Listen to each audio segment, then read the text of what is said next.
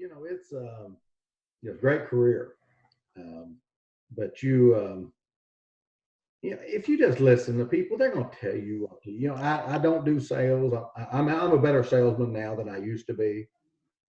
Scott Burke and I've had that conversation several times. Scott tells me that I do something called the takeaway. Mm-hmm. Is one of the keys to my success selling. And maybe I do that, but it's not something I know that I do. It's not something I practiced. It's not something I learned, and I say I'm going to apply this. It's just something that, and Scott he's called it takeaway. When I start talking to people about if I can get you this, he calls that takeaway. I don't know if that's sales talk or, I'm not a book reader. I don't read sales books or listen to the different videos from salespeople. I've never read Zig Ziglar,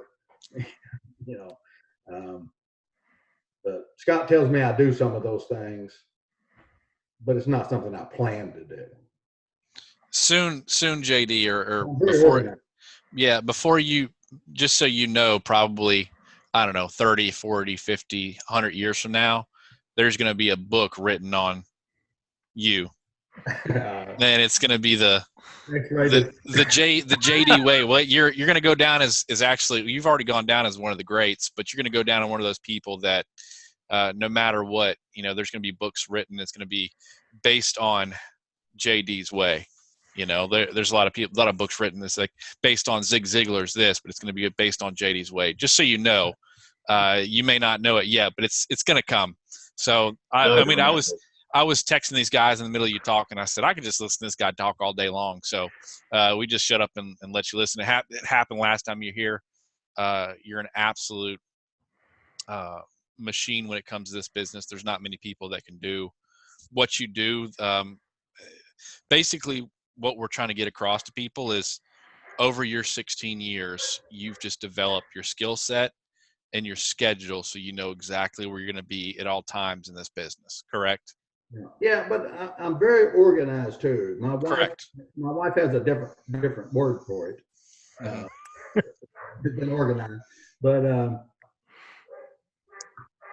Travis makes fun of me about this too. Every morning, I'm an early riser. If I'm not up by 7, I oversleep. Right. But every morning,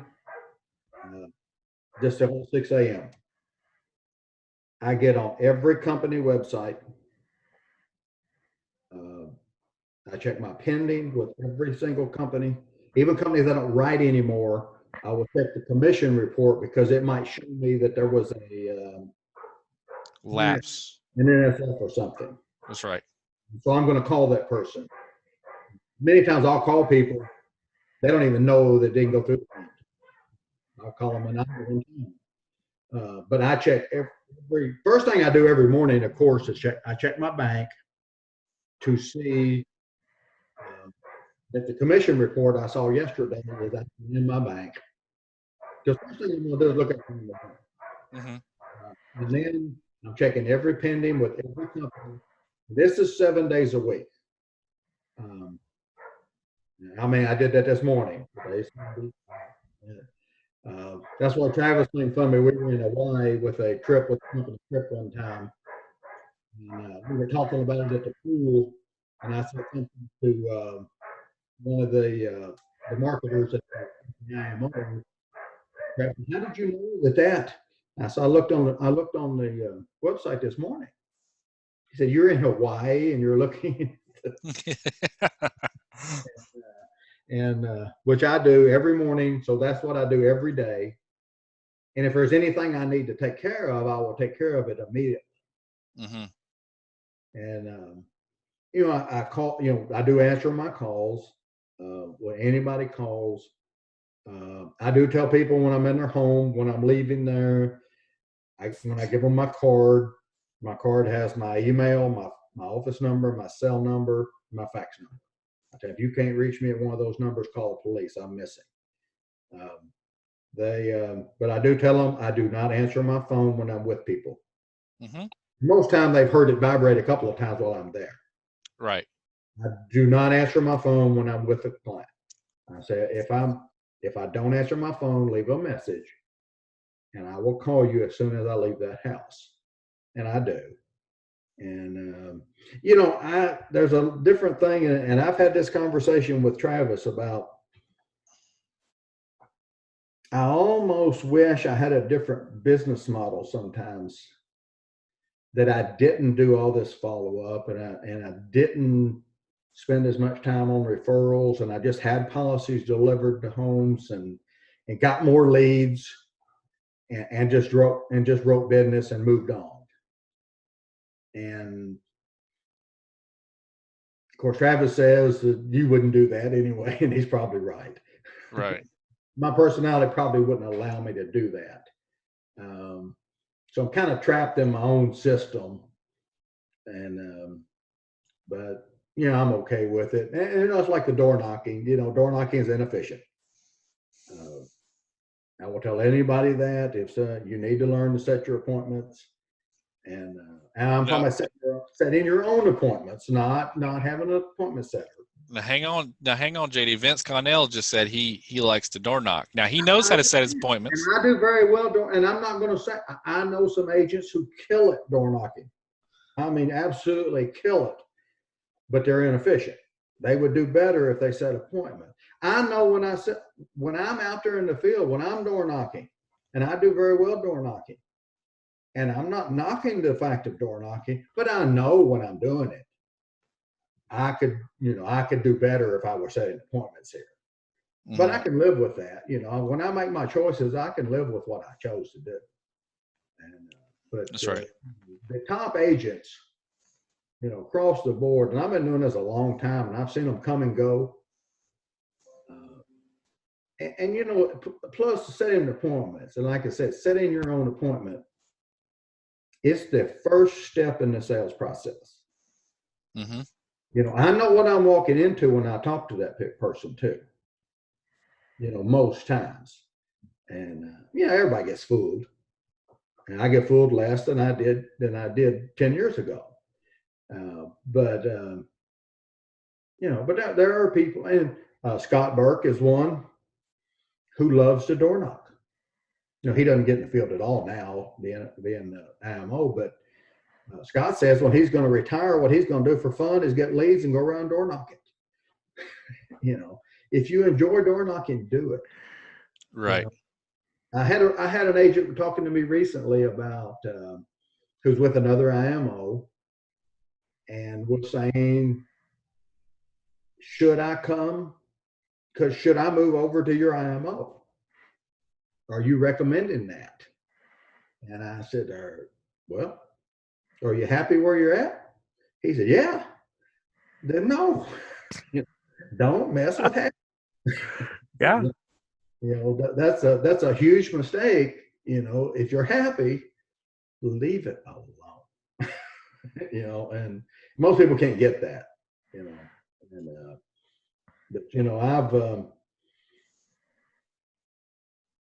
I didn't care for insurance. I didn't want to do insurance, as I was saying earlier. I never cared for insurance agents. But I also didn't know that there were people out there like Travis Tubbs and Nick Frumpkin, if I'd have known those people, I would have said, well, maybe all insurance agents aren't bad. I have had an awakening over 16 years that there's some really good people in this business. Right. There's some knuckleheads out here too. That's right. But there's some really good people that I wouldn't. Jose, I didn't get to see you got the first episode today. I intended to, but and that's you guys say you can listen to me. I can listen to Jose all day. Yeah, and he's got Jose is one of these people who has a genius for this business, and it's hard to explain. And Jose probably can't even explain what he does, but he just does. And the guy, I know the guy that he was with too when he was doing mortgages, and And he said he was the same way doing mortgages. He sold more houses than anybody in the building, but nobody could explain what he was doing.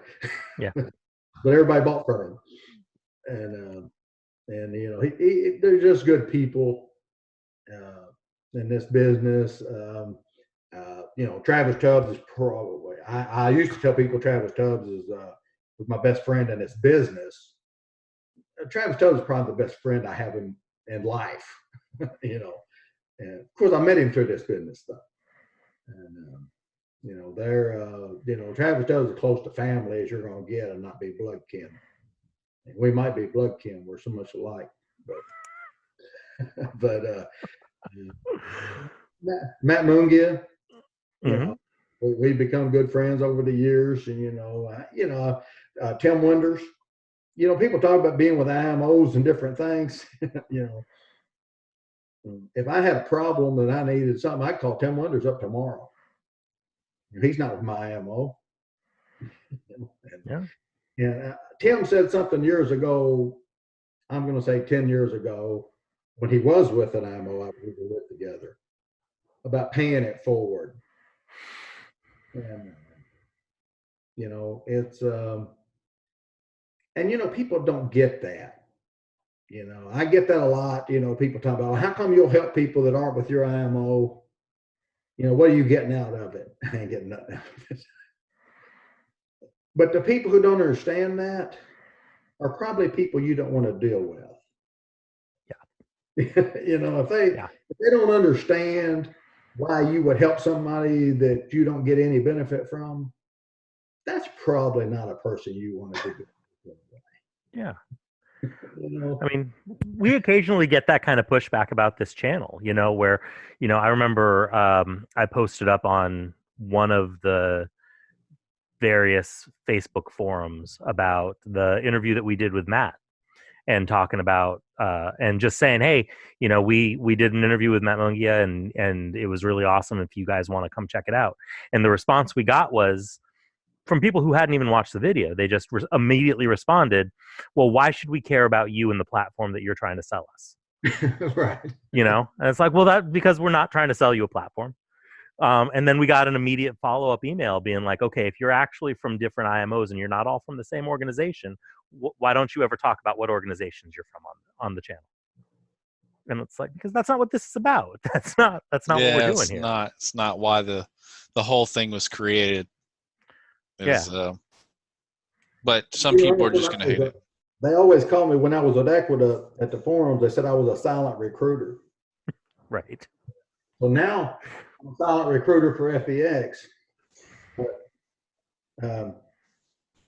Ryan and Eric, if you guys are watching this, send me a check.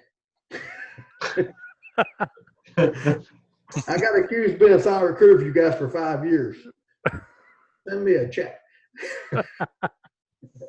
I know they watch. They do watch this. Do they? That's amazing. Oh yeah, they watch. That's fantastic. Hi guys. Hey. More people watch this. I find we have more people watching this than we must have subscribers, because I find people end up telling me that they watch this. By the way, if you're watching this and you haven't subscribed, we're going to find out who you are and send us a check if you don't. So like it, comment, subscribe. I mean, geez, how many times do we got to ask? It's every video we ask. We just give us a like, just give us a comment, give us something so we know you're watching, because as cool it is, you know, finding out a couple days later through an email, and I always say, are you subscribed? They say, well, not yet. Well, then just subscribe. Just do it. Just subscribe, guys, for the love of Jesus. Subscribe. When I was showing horses, you know, I get around Louisville, get to the further east and further northeast, they would say my name, Duger, you know, the announcer, instead of Duggar. And there was one guy came up to me after a show, the announcer, and he said, hey, how am I supposed to say your name? Is it Duggar, Duger? I said, I don't really care, but get it right on the check. That's right. You better spell it right.